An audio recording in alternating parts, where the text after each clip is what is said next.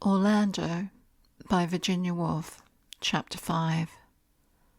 The great cloud which hung not only over London, but over the whole of the British Isles on the first day of the 19th century stayed, or rather did not stay, for it was buffeted about constantly by blustering gales, long enough to have extraordinary consequences upon those who lived beneath its shadow. A change seemed to have come over the climate of England. Rain fell frequently, but only in fitful gusts, which were no sooner over than they began again.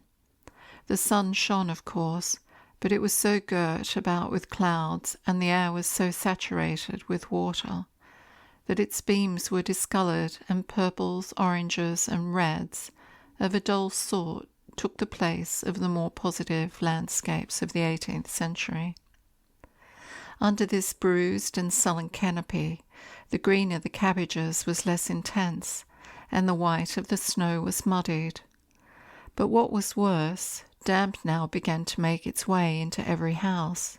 Damp, which is the most insidious of all enemies, for while the sun can be shut out by blinds, and the frost roasted by a hot fire, damp steals in while we sleep. Damp is silent, imperceptible, ubiquitous. Damp swells the wood, furs the kettle, rusts the iron, rots the stone. So gradual is the process that it is not until we pick up some chest of drawers or coal scuttle and the whole thing drops to pieces in our hands that we suspect even that the disease is at work. Thus, stealthily and imperceptibly, none marking the exact day or hour of the change, the constitution of England was altered, and nobody knew it. Everywhere the effects were felt. The hardy country gentleman, who had just sat down gladly to a meal of ale and beef, in a room designed, perhaps by the brothers Adam, with classic dignity, now felt chilly. Rugs appeared, beards were grown, trousers were fastened tight under the instep. The chill which he felt in his legs the country gentleman soon transferred to his house. Furniture was muffled, walls and tables were covered, nothing was left bare. Then a change of diet became essential. The muffin was invented and the crumpet. Coffee supplanted the after-dinner port, and as coffee led to a drawing-room in which to drink it, and a drawing-room to glass cases, the glass cases to artificial flowers, and artificial flowers to mantelpieces, and mantelpieces to pianofortes, and pianofortes to drawing-room ballads, and drawing-room ballads, skipping a stage or two, to innumerable little dogs, mats, and china ornaments. The home, which had become extremely important, was completely altered. Outside the house, it was another effect of the damp. Ivy grew in unparalleled profusion. Houses that had been of bare stone were smothered in greenery. No garden, however formal its original design, lacked a shrubbery, a wilderness, a maze. What light penetrated to the bedrooms where children were born was naturally of an obfusc green, and what light penetrated to the drawing-rooms, where grown men and women lived, came through curtains of brown and purple plush. But the change did not stop at outward things. The damp struck within. Men felt the chill in their hearts, the damp in their minds. In a desperate effort to snuggle their feelings into some sort of warmth, one subterfuge was tried after another. Love, birth, and death were all swaddled in a variety of fine phrases. The sexes drew further and further apart. No open conversation was tolerated. Evasions and concealments were sedulously practised on both sides. And just as the ivy and the evergreen rioted in the damp earth outside, so did the same fertility show itself within. The life of the average woman was a succession of childbirths. She married at 19 and had 15 or 18 children by the time she was 30. For twins abounded. Thus the British Empire came into existence, and thus, for there is no stopping damp, It gets into the inkpot as it gets into the woodwork. Sentences swelled, adjectives multiplied, lyrics became epics, and little trifles that had been essays a column long were now encyclopedias in 10 or 20 volumes. But Eusebius Chubb shall be our witness to the effect this all had upon the mind of a sensitive man who could do nothing to stop it. There is a passage towards the end of his memoirs where he describes how, after writing 35 folio pages one morning all about nothing, he screwed the lid on his inkpot and went for a turn in his garden. Soon he found himself involved in the shrubbery. Innumerable leaves creaked and glistened above his head. He seemed to himself to crush the mould of 1,000,000 more under his feet. Thick smoke exuded from a damp bonfire at the end of the garden. He reflected that no fire on earth could ever hope to consume that vast vegetable encumbrance. Wherever he looked, vegetation was rampant. Cucumbers came scalloping across the grass to his feet. Giant cauliflowers towered deck above deck till they rivaled, to his disordered imagination, the elm trees themselves. Hens laid incessantly eggs of no special tint. Then, remembering with a sigh his own fecundity and his poor wife Jane, now in the throes of her 15th confinement indoors, how, he asked himself, could he blame the fowls? He looked upwards into the sky. Did not heaven itself, or that great frontispiece of heaven, which is the sky, indicate the ascent, indeed, the instigation of the heavenly hierarchy? For there, winter or summer, year in, year out, the clouds turned and tumbled like whales, he pondered, or elephants, rather. But no, there was no escaping the simile which was pressed upon him from 1,000 airy acres. The whole sky itself, as it spread wide above the British Isles, was nothing but a vast feather-bed, and the undistinguished fecundity of the garden, the bedroom, and the hen-roost was copied there. He went indoors, wrote the passage quoted above, laid his head in a gas-oven, and when they found him later, he was past revival. While this went on in every part of England, it was all very well for Orlando to mew herself in her house at Blackfriars and pretend that the climate was the same, that one could still say what one liked and wear knee-breeches or skirts as the fancy took one. Even she, at length, was forced to acknowledge that times were changed.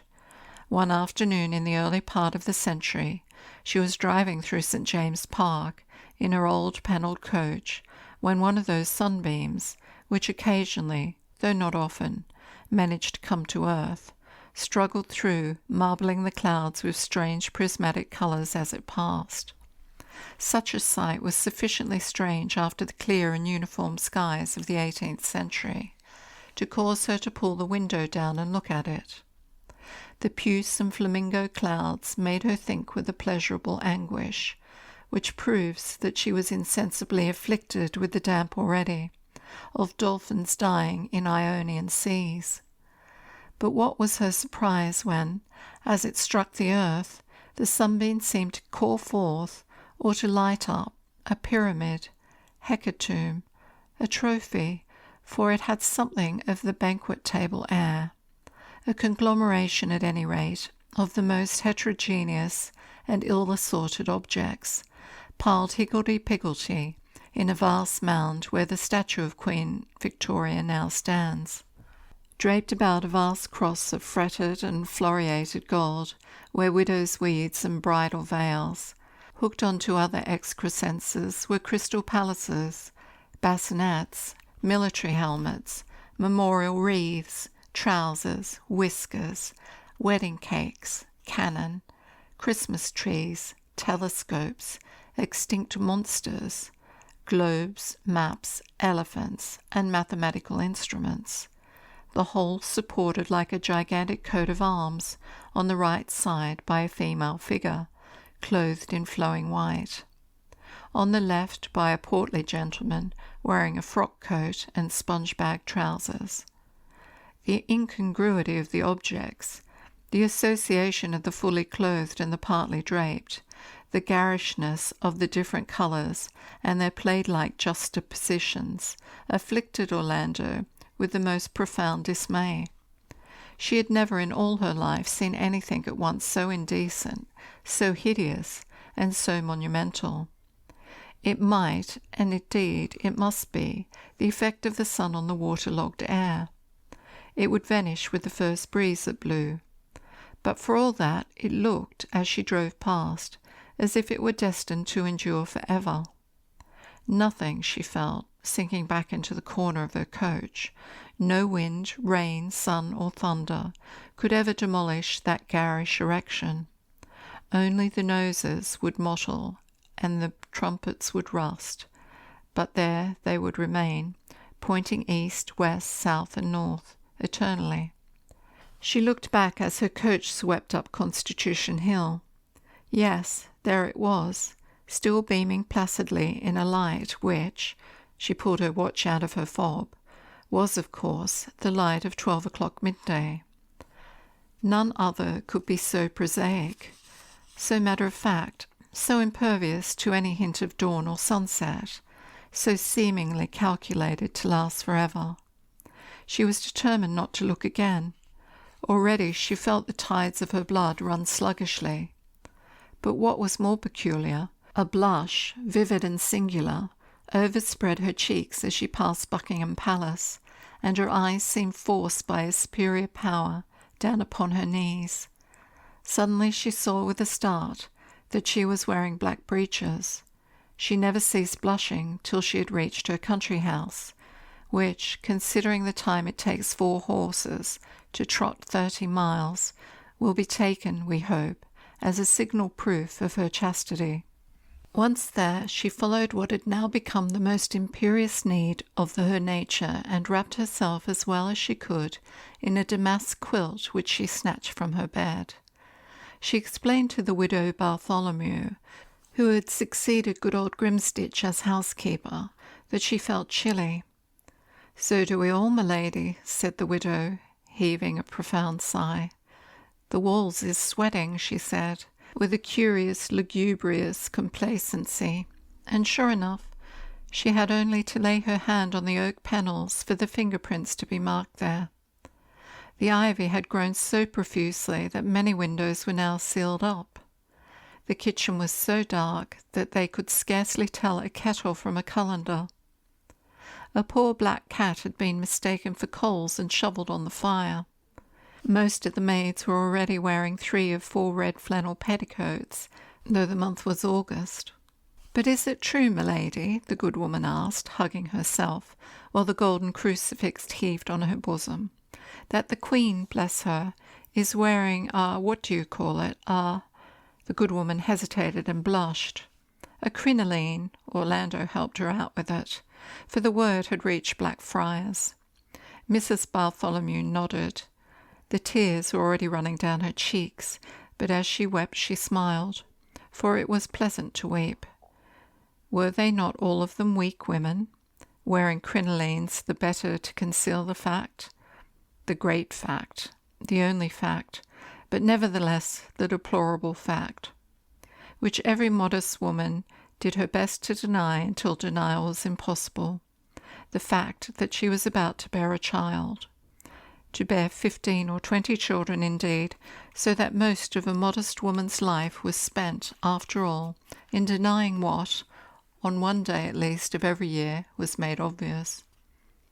"The muffins is keeping 'ot," said Mrs. Bartholomew, mopping up her tears, "in the library." And wrapped in a damask bedquilt, to a dish of muffins Orlando now sat down. "The muffins is keeping 'ot in the library," Orlando minced out the horrid Cockney phrase in Mrs. Bartholomew's refined Cockney accents as she drank. But no, she detested the mild fluid, her tea. It was in this very room, she remembered, that Queen Elizabeth had stood astride the fireplace with a flagon of beer in her hand, which she suddenly dashed on the table when Lord Burghley tactlessly used the imperative instead of the subjective. Little man, Orlando could hear her say. Is must a word to be addressed to princes? And down came the flagon on the table. There was the mark of it still. But when Orlando leapt to her feet, as the mere thought of the great queen commanded, the bedquilt tripped her up, and she fell back in her armchair with a curse. Tomorrow she would have to buy 20 yards or more of black bombazine, she supposed, to make a skirt. And then, here she blushed, she would have to buy a crinoline. And then, here she blushed, a bassinet. And then another crinoline, and so on. The blushes came and went with the most exquisite iteration of modesty and shame imaginable. One might see the spirit of the age blowing, now hot, now cold, upon her cheeks. And if the spirit of the age blew a little unequally, the crinoline being blushed for before the husband, her ambiguous position must excuse her. Even her sex was still in dispute, and the irregular life she had lived before. At length the colour of her cheeks resumed its stability, and it seemed as if the spirit of the age, if such indeed it were, lay dormant for a while. Then Orlando felt in the bosom of her shirt as if for some locket or relic of a lost affection, and drew out no such thing, but a roll of paper, sea-stained, blood-stained, travel-stained, the manuscript of her poem, The Oak Tree. She had carried this about with her for so many years now, and in such hazardous circumstances, that many of the pages were stained, some were torn, while the strait she had been in for writing paper, when with the gypsies, had forced her to overscore the margins and cross the lines till the manuscript looked like a piece of darning, most conscientiously carried out. She turned back to the first page and read the date, 1586, written in her own boyish hand. She had been working at it for close on 300 years now. It was time to make an end. Meanwhile, she began turning and dipping and reading and skipping and thinking as she read, how very little she had changed all these years. She had been a gloomy boy, in love with death, as boys are. And then she had been amorous and florid. And then she had been sprightly and satirical. And sometimes she had tried prose, and sometimes she had tried drama. Yet through all these changes she had remained, she reflected, fundamentally the same.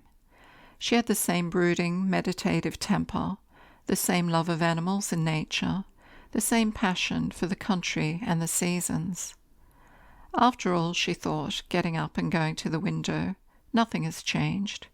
The house, the garden are precisely as they were. Not a chair has been moved, not a trinket sold. There are the same walks, the same lawns, the same trees, and the same pool, which I dare say has the same carp in it. True, Queen Victoria is on the throne and not Queen Elizabeth, but what difference? No sooner had the thought taken shape than, as if to rebuke it, the door was flung wide, and in marched Basket, the butler, followed by Bartholomew, the housekeeper, to clear away tea. Orlando, who had just dipped her pen in the ink and was about to indite some reflection upon the eternity of all things, was much annoyed to be impeded by a blot, which spread and meandered round her pen. It was some infirmity of the quill, she supposed. It was split or dirty. She dipped it again. The blot increased. She tried to go in with what she was saying. No words came. Next she began to decorate the blot with wings and whiskers, till it became a round-headed monster, something between a bat and a wombat. But as for writing poetry with Basket and Bartholomew in the room, it was impossible. No sooner had she said impossible than, to her astonishment and alarm, the pen began to curve and caracole with the smoothest possible fluency. Her page was written in the neatest sloping Italian hand, with the most insipid verse she had ever read in her life. I am myself but a vile link amid life's weary chain, but I have spoken hallowed words, O do not say in vain. Will the young maiden, when her tears alone in moonlight shine, tears for the absent and the loved, murmur? She wrote without a stop as Bartholomew and Basket grunted and groaned about the room, mending the fire, picking up the muffins. Again she dipped her pen, and off it went. She was so changed, the soft carnation cloud, once mantling over her cheek like that which Eve hangs o'er the sky, glowing the roseate hue, had faded into paleness broken by bright burning blushes, torches of the tomb. But here, by an abrupt movement, she spilt the ink over the page and blotted it from human sight, she hoped forever. She was all of a quiver, all of a stew. Nothing more repulsive could be imagined than to feel the ink flowing thus in cascades of involuntary inspiration. What had happened to her? Was it the damp? Was it Bartholomew? Was it Basket? What was it? She demanded. But the room was empty. No one answered her, unless the dipping of the rain in the ivy could be taken for an answer. Meanwhile she became conscious, as she stood at the window, of an extraordinary tingling and vibration all over her, as if she were made of 1,000 wires upon which some breeze or errant fingers were playing scales. Now her toes tingled, now her marrow. She had the queerest sensations above the thigh bones. Her hairs seemed to erect themselves. Her arms sang and twanged as the telegraph wires would be singing and twanging in 20 years or so. But all this agitation seemed at length to concentrate in her hands, and then in one hand, and then in one finger of that hand, and then, finally, to contract itself so that it made a ring of quivering sensibility about the second finger of the left hand. And when she raised it to see what caused this agitation, she saw nothing. Nothing but the vast solitary emerald which Queen Elizabeth had given her. And was that not enough? She asked. It was of the finest water. It was worth £10,000 at least.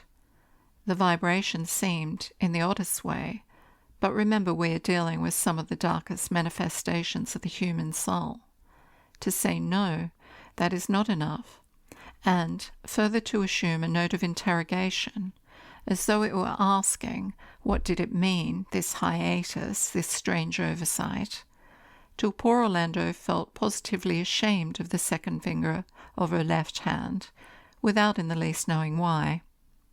At this moment Bartholomew came in to ask which dress she should lay out for dinner, and Orlando, whose senses were much quickened, instantly glanced at Bartholomew's left hand, and instantly perceived what she had never noticed before, a thick ring of rather jaundiced yellow circling the third finger, where her own was bare.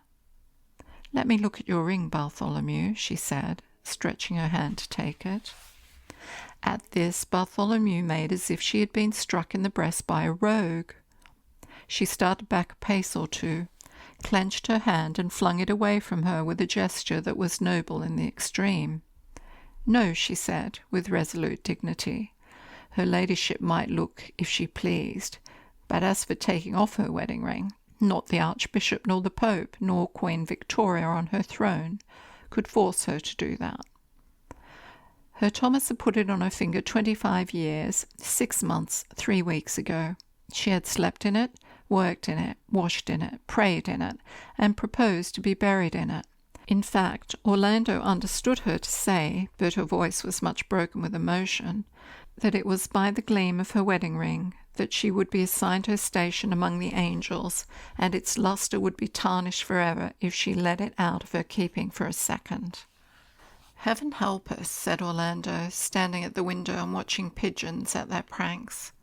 "What a world we live in! What a world, to be sure!" Its complexities amazed her. It now seemed to her that the whole world was ringed with gold. She went in to dinner. Wedding rings abounded. She went to church. Wedding rings were everywhere. She drove out. Gold or pinchback, thin, thick, plain, smooth. They glowed dully on every hand. Rings filled the jewellers' shops, not the flashing pastes and diamonds of Orlando's recollection, but simple bands without a stone in them. At the same time, she began to notice a new habit among the town people. In the old days, one would meet a boy trifling with a girl under a hawthorn hedge frequently enough. Orlando had flicked many a couple with the tip of her wick and laughed and passed on. Now all that was changed. Couples trudged and plodded in the middle of the road, indissolubly linked together. The woman's right hand was invariably passed through the man's left, and her fingers were firmly gripped by his. Often it was not till the horses' noses were on them that they budged, and then, though they moved, it was all in one piece, heavily, to the side of the road. Orlando could only suppose that some new discovery had been made about the race, that they were somehow stuck together, couple after couple, but who had made it and when she could not guess. It did not seem to be nature. She looked at the doves and the rabbits and the elk-hounds, and she could not see that nature had changed her ways or mended them, since the time of Elizabeth at least. There was no indissoluble alliance among the brutes that she could see. Could it be Queen Victoria then, or Lord Melbourne? Was it from them that the great discovery of marriage proceeded? Yet the Queen, she pondered, was said to be fond of dogs, and Lord Melbourne, she had heard, was said to be fond of women. It was strange. It was distasteful. Indeed, there was something in this indissolubility of bodies which was repugnant to her sense of decency and sanitation. Her ruminations, however, were accompanied by such a tingling and twangling of the afflicted finger that she could scarcely keep her ideas in order. They were languishing and ogling like a housemaid's fancies. They made her blush. There was nothing for it but to buy one of those ugly bands and wear it like the rest. This she did, slipping it, overcome with shame, upon her finger in the shadow of a curtain, but without avail. The tingling persisted more violently, more indignantly than ever. She did not sleep a wink that night. Next morning, when she took up the pen to write, either she could think of nothing, and the pen make one large lachrymose blot after another, or it ambled off more alarmingly still into mellifluous fluencies about early death and corruption, which were worse than no thinking at all. For it would seem, her case proved it, that we write not with the fingers, but with the whole person. The nerve which controls the pen winds itself into every fibre of our being, threads the heart, pierces the liver. Though the seat of her trouble seemed to be the left hand, she could feel herself poisoned through and through, and was forced at length to consider the most desperate of remedies, which was to yield completely and submissively to the spirit of the age, and take a husband. That this was much against her natural temperament has been sufficiently made plain. When the sound of the Archduke's chariot wheels died away, the cry that rose to her lips was, "Life, a lover," not "Life, a husband." And it was in pursuit of this aim that she had gone to town and run about the world, as has been shown in the previous chapter. Such is the indomitable nature of the spirit of the age, however, that it batters down anyone who tries to make a stand against it far more effectually than those who bend its own way. Orlando had inclined herself naturally to the Elizabethan spirit, to the Restoration spirit, to the spirit of the 18th century, and had in consequence scarcely been aware of the change from one age to the other. But the spirit of the 19th century was antipathetic to her in the extreme, and thus it took her and broke her, and she was aware of her defeat at its hands as she had never been before. For it is probable that the human spirit has its place in time assigned to it.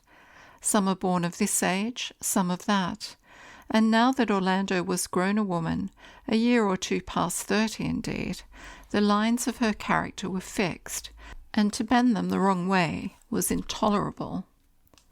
So she stood mournfully at the drawing-room window, Bartholomew had so christened the library, dragged down by the weight of the crinoline which she had submissively adopted. It was heavier and more drab than any dress she had yet worn. None had ever so impeded her movements. No longer could she stride through the garden with her dogs, or run lightly to the high mound and fling herself beneath the oak tree. Her skirts collected damp leaves and straw, the plumed hat tossed on the breeze. The thin shoes were quickly soaked and mud-caked. Her muscles had lost their pliancy. She became nervous lest there should be robbers behind the wainscot, and afraid, for the first time in her life, of ghosts in the corridors. All these things inclined her, step by step, to submit to the new discovery, whether Queen Victoria's or another's, that each man and each woman has another allotted to it for life, whom it supports, by whom it is supported, till death them do part. It would be a comfort, she felt, to lean, to sit down, yes, to lie down, never, never, never to get up again. Thus did the spirit work upon her, for all her past pride, and as she came sloping down the scale of emotion to this lowly and unaccustomed lodging-place, those twangings and tinglings which had been so captious and so interrogative modulated into the sweetest melodies, till it seemed as if angels were plucking harp-strings with white fingers, and her whole being was pervaded by a seraphic harmony. But whom could she lean upon? She asked that question of the wild autumn winds, for it was now October and wet as usual. Not the Archduke. He had married a very great lady, and had hunted hares in Romania these many years now. Nor Mr. M. He was become a Catholic. Nor the Marquis of C. He made sacks in Botany Bay. Nor the Lord O. He had long been food for fishers. One way or another, all her old cronies were gone now, and the Nells and the Kits of Drury Lane, much though she favoured them, scarcely did to lean upon. Whom, she asked, casting her eyes upon the revolving clouds, clasping her hands as she knelt on the window-sill, and looking the very image of appealing womanhood as she did so, can I lean upon? Her words formed themselves, her hands clasped themselves, involuntarily, just as her pen had written of its own accord. It was not Orlando who spoke, but the spirit of the age. But whichever it was, nobody answered it. The rooks were tumbling pell-mell among the violet clouds of autumn. The rain had stopped at last, and there was an iridescence in the sky which tempted her to put on her plumed hat and her little string shoes and stroll out before dinner. "Everyone is mated except myself," she mused, as she trailed disconsolately across the courtyard. There were the rooks, Canute and Pippin even, transitory as their alliances were, still each evening seemed to have a partner. Whereas I, who am mistress of it all, Orlando thought, glancing as she passed at the innumerable emblazoned windows of the hall, am single, am mateless, am alone. Such thoughts had never entered her head before. Now they bore her down unescapably. Instead of thrusting the gate open, she tapped with a gloved hand for the porter to unfasten it for her. One must lean on someone, she thought, if it is only on a porter, and half wished to stay behind and help him to grill his chop on a bucket of fiery coals, but was too timid to ask it.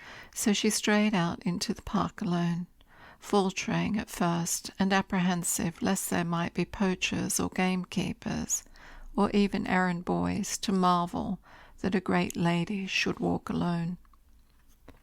At every step she glanced nervously lest some male form should be hiding behind a furze bush, or some savage crow be lowering its horns to toss her. But there were only the rooks flaunting in the sky. A still blue plume from one of them fell among the heather. She loved wild birds' feathers. She had used to collect them as a boy. She picked it up and stuck it in her hat. The air blew upon her spirit somewhere and revived it. As the rooks went whirling and wheeling above her head, and feather after feather fell gleaming through the purplish air, She followed them, her long cloak floating behind her, over the moor, up the hill. She had not walked so far for years.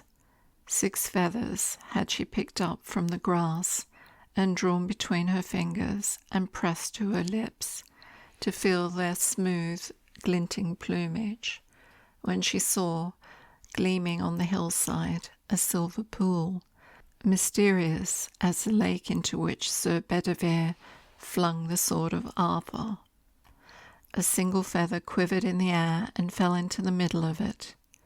Then some strange ecstasy came over her, some wild notion she had of following the birds to the rim of the world and flinging herself on the spongy turf and there drinking forgetfulness, while the rook's hoarse laughter sounded over her. She quickened her pace. She ran, she tripped. The tough heather roots flung her to the ground. Her ankle was broken. She could not rise. But there she lay content. The scent of the bog myrtle and the meadow sweet was in her nostrils. The rook's hoarse laughter was in her ears. "I have found my mate," she murmured. "It is the moor.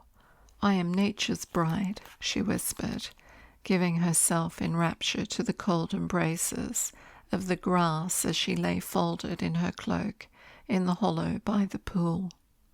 "Here will I lie." A feather fell upon her brow. "I have found a greener laurel than the bay. My forehead will be cool always. These are wild birds' feathers, the owls, the nightjars. I shall dream wild dreams. My hand shall wear no wedding ring," she continued, slipping it from her finger. "The roots shall twine about them." "Ah," she sighed, pressing her head luxuriously on its spongy pillow.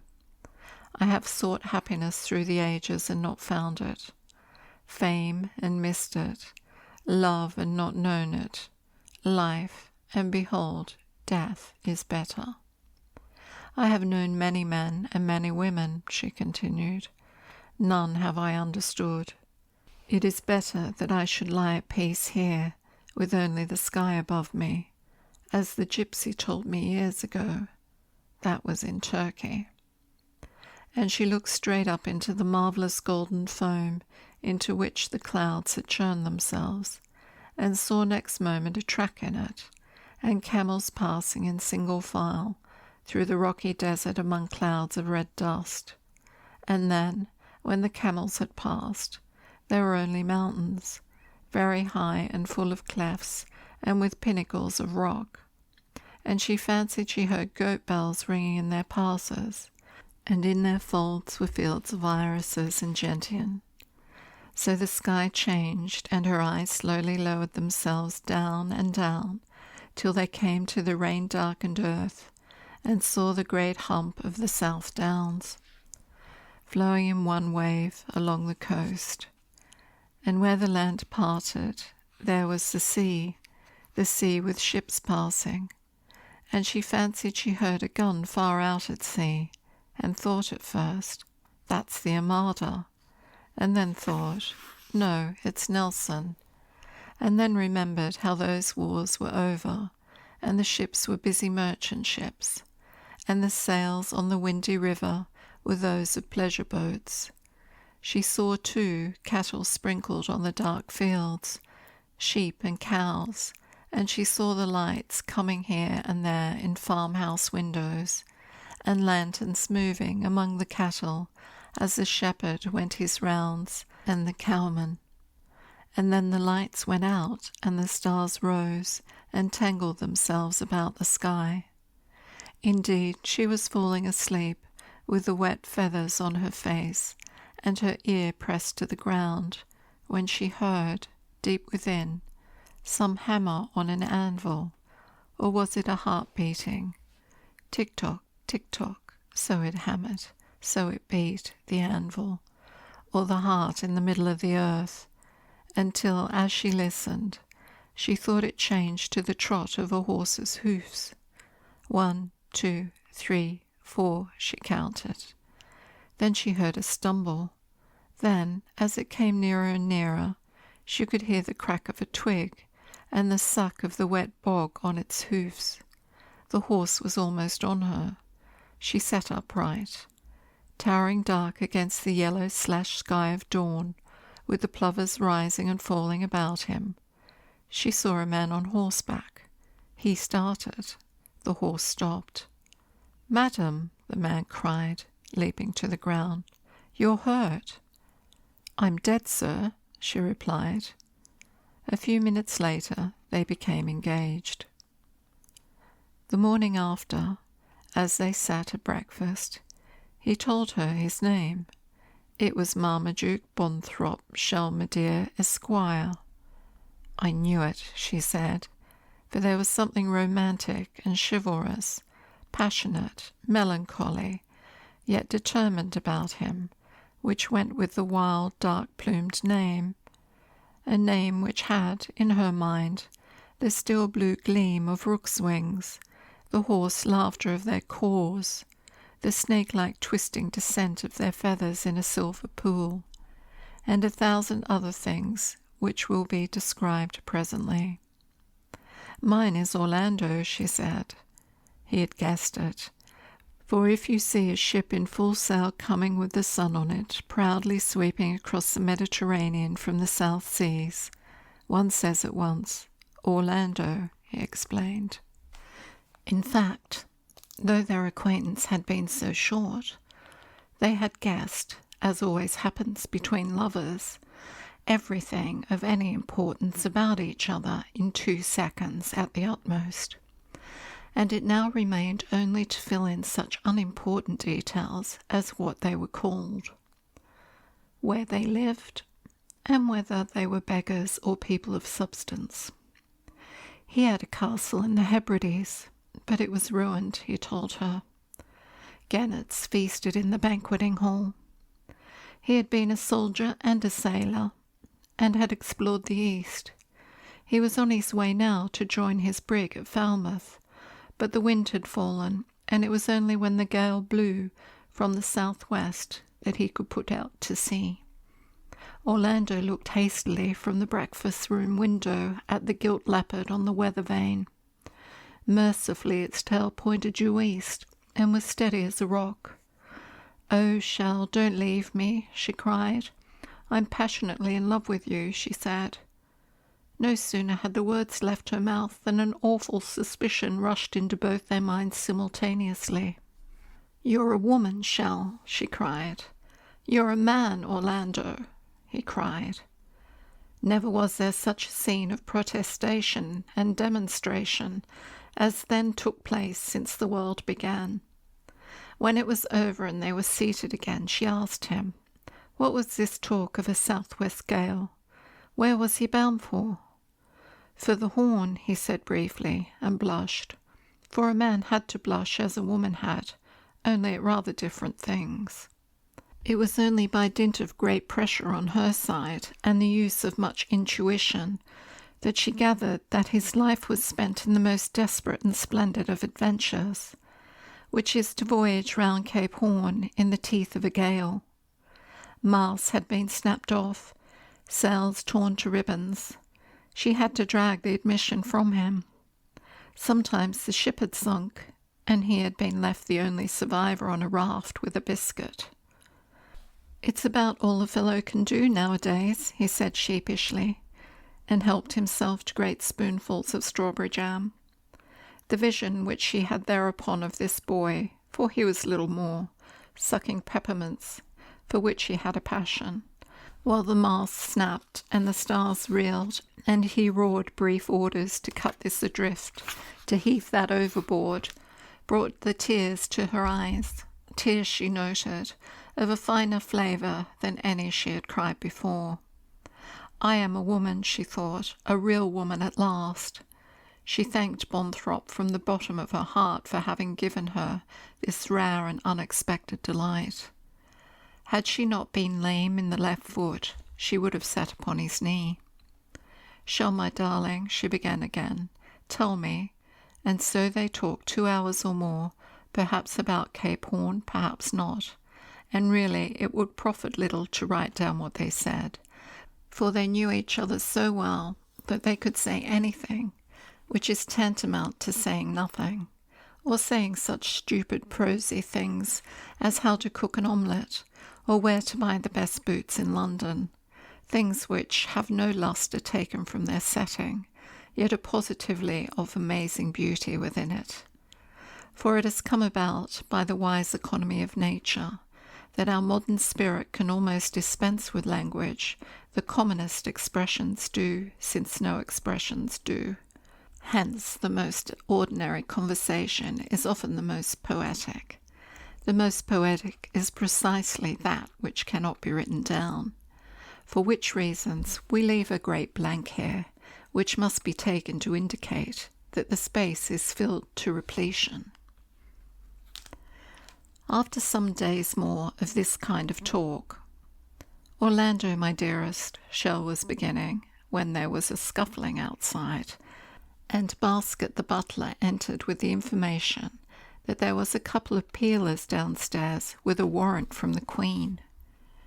"Show 'em up," said Shell Medea briefly, as if on his own quarter-deck, taking up by instinct a stand with his hands behind him in front of the fireplace. Two officers in bottle-green uniforms with truncheons at their hips then entered the room and stood at attention.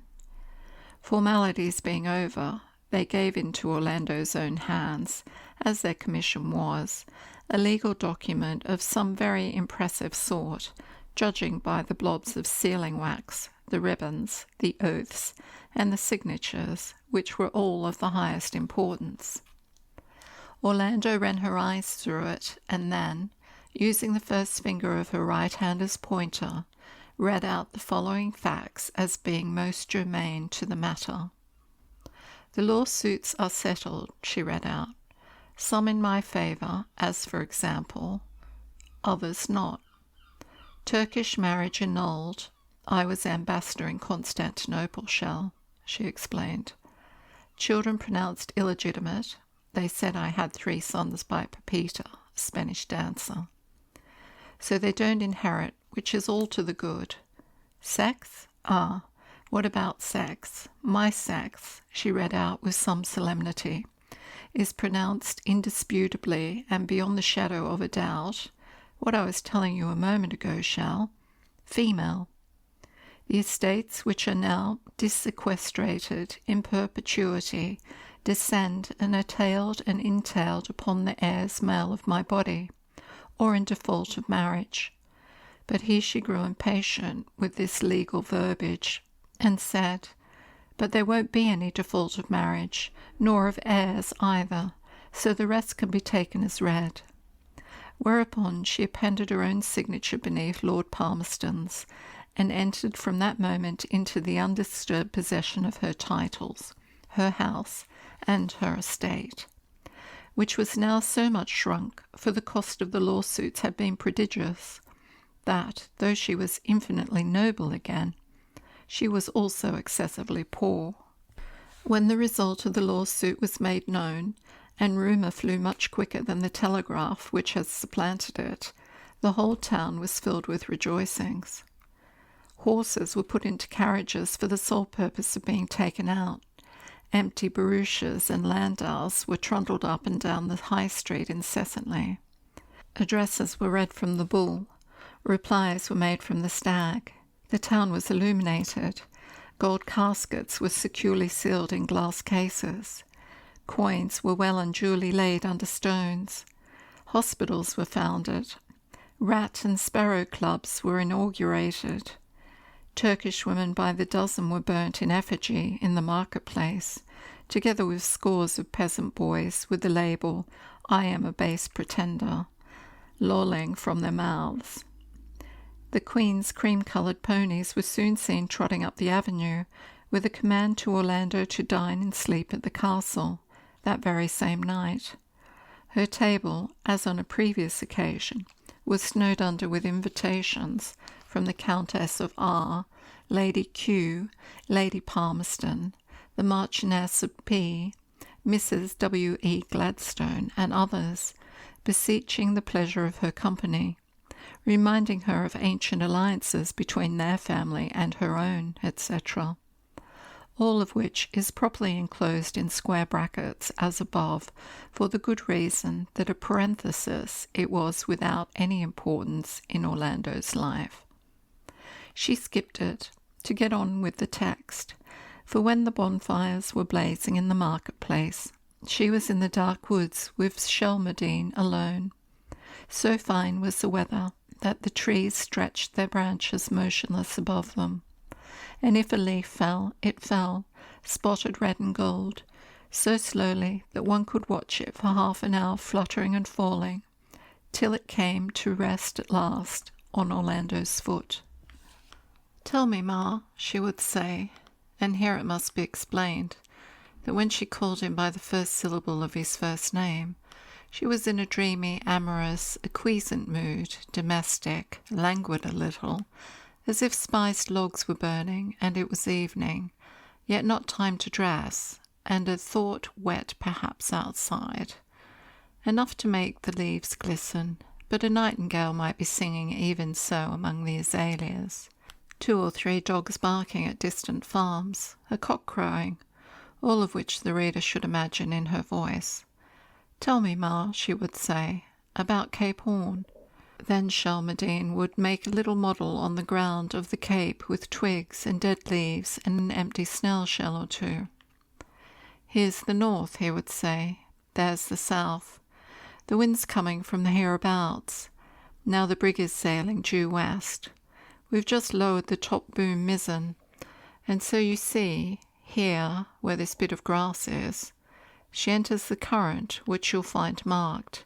Where's my map and compasses, bosun? Ah, thanks, that'll do. Where the snail shell is. The current catches her on the starboard side, so we must rig the jib boom, or we shall be carried to the larboard, which is where that beech leaf is. For you must understand, my dear," and so he would go on, and she would listen to every word, interpreting them rightly, so as to see, that is to say, without his having to tell her, the phosphorescence on the waves, the icicles clanking on the shrouds, how he went to the top of the mast in a gale, there reflected on the destiny of man, came down again, had a whisky and soda, went on shore, was trapped by a black woman, repented, reasoned it out, read Pascal, determined to write philosophy, bought a monkey, debated the true end of life, decided in favour of Cape Horn, and so on. All this and 1,000 other things she understood him to say, and so when she replied, "Yes, negresses are seductive, aren't they?" he having told her that the supply of biscuits now gave out, he was surprised and delighted to find how well she had taken his meaning. "Are you positive you aren't a man?" he would ask anxiously, and she would echo, "Can it be possible you're not a woman?" And then they must put it to the proof without more ado, for each was so surprised at the quickness of the other's sympathy, and it was to each such a revelation that a woman could be as tolerant and free-spoken as a man, and a man as strange and subtle as a woman, that they had to put the matter to the proof at once. And so they would go on talking, or rather understanding, which has become the main art of speech in an age when words are growing daily so scanty in comparison with ideas that, the biscuits ran out, has to stand for kissing a negress in the dark, when one has just read Bishop Berkeley's philosophy for the 10th time. And from this it follows that only the most profound masters of style can tell the truth, and when one meets a simple one-syllable writer, one may conclude, without any doubt at all, that the poor man is lying. So they would talk, and then, when her feet were fairly covered with spotted autumn leaves, Orlando would rise and stroll away into the heart of the woods in solitude, leaving Bonthrop sitting there among the snail shells, making models of Cape Horn. "Bonthrop," she would say, "I'm off." And when she called him by his second name, Bonthrop, it should signify to the reader that she is in a solitary mood, felt them both as specks on a desert, was desirous only of meeting death by herself, For people die daily, die at dinner tables, or like this, out of doors in the autumn woods. And with the bonfires blazing and Lady Palmerston or Lady Derby asking her out every night to dinner, the desire for death would overcome her. And so saying Bonthrop, she said in effect, "I'm dead," and pushed her away as a spirit might through the spectre-pale beech trees, and so awed herself deep into solitude, as if the little flicker of noise and movement were over, and she were free now to take her way, all of which the reader should hear in her voice when she said Bonthrop, and should also add, the better to illuminate the word, that for him too the word signified, mystically, separation and isolation, and the disembodied pacing the deck of his brig in unfathomable seas. After some hours of death, suddenly a jay shrieked, "Shermidine!" and stooping, she picked up one of those autumn crocuses, which to some people signify that very word, and put it, with the jay's feather that came tumbling blue through the beech woods, in her breast. Then she called, "Shelmardine," and the word went shooting this way and that way through the woods and struck him where he sat, making models out of snail shells in the grass. He saw her and heard her coming to him, with the crocus and the jay's feather in her breast, and cried "Orlando," which meant, and it must be remembered, that when bright colours like blue and yellow mix themselves in our eyes, some of it rubs off on our thoughts. First the bowing and swaying of bracken, as if something were breaking through, which proved to be a ship in full sail, heaving and tossing a little dreamily, rather as if she had a whole year of summer days to make her voyage in. And so the ship bears down, heaving this way, heaving that way, nobly, indolently, and rides over the crest of this wave and sinks into the hollow of that one, and so suddenly stands over you, who are in a little cockle-shell of a boat, looking up at her, with her sails quivering, and then, behold, they drop all of a heap on deck, as Orlando dropped now onto the grass beside him. 8 or 9 days had been spent thus, but on the 10th, which was the 26th of October, Orlando was lying in the bracken, while Shelmardine recited Shelley, whose entire works he had by heart, when a leaf, which had started to fall slowly enough from a tree-top, whipped briskly across Orlando's foot. A second leaf followed, and then a third. Orlando shivered and turned pale. It was the wind. Shelmardine, but it would be more proper now to call him Bonthrop, leapt to his feet. "The wind!" he cried. Together they ran through the woods, the wind plastering them with leaves as they ran, to the great court and through it and the little courts, frightened servants leaving their brooms and their saucepans to follow after, till they reached the chapel, and there a scattering of lights was lit as fast as could be, one knocking over this bench, another snuffing out that taper. Bells were rung, people were summoned. At length there was Mr. Dupper catching at the ends of his white tie, and asking where was the prayer book. And they thrust Queen Mary's prayer book in his hands, and he searched hastily, fluttering the pages, and said, "Marmaduke Bonthrop Shelmardine and Lady Orlando, kneel down." And they knelt down, and now they were bright, and now they were dark, as the light and shadow came flying, helter-skelter, through the painted windows.